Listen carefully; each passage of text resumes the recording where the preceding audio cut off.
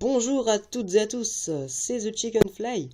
On se retrouve aujourd'hui pour la nouvelle vidéo Apprendre le Diabolo numéro 6.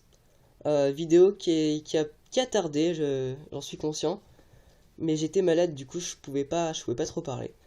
Bref, nous y voici. Donc les révisions. Dans Apprendre le Diabolo numéro 5, nous avions vu le satellite du bras, comme ceci.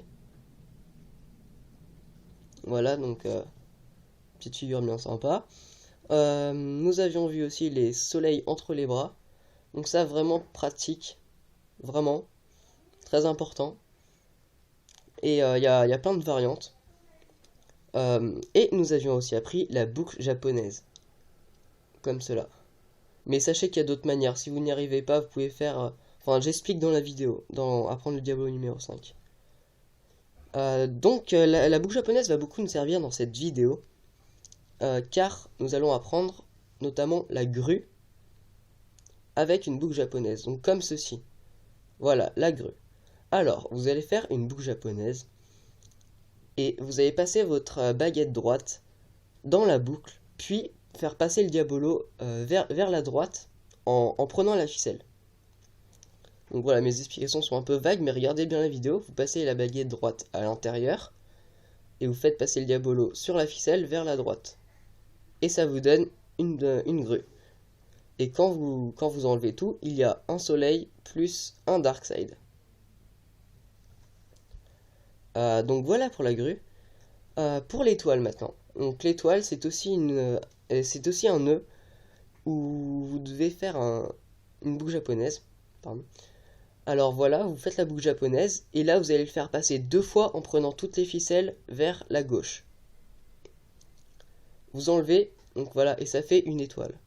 Elle est vraiment bien faite, donc vraiment c'est assez impressionnant pour les débutants qui voient ça. Enfin, d'après moi. Donc voilà. Alors, pour l'étoile, vous accélérez bien votre diabolo. Au début, ça sera un peu long. Vous faites une boucle japonaise, vous passez votre baguette droite à l'intérieur, et là, vous faites passer une fois. Donc là, vous passez en position croix, puis une deuxième fois. Et là, avec votre baguette droite, il faudra passer sur la ficelle du devant, la ficelle près de vous, puis vous allez décroiser les ficelles derrière avec vos doigts. Puis vous allez faire sauter le diabolo sur le tout, et quand vous l'enlèverez, il y aura donc l'étoile. Donc c'est vraiment un beau nœud, hein. Voilà, je le refais une petite fois. L'étoile. Voilà, c'est assez simple.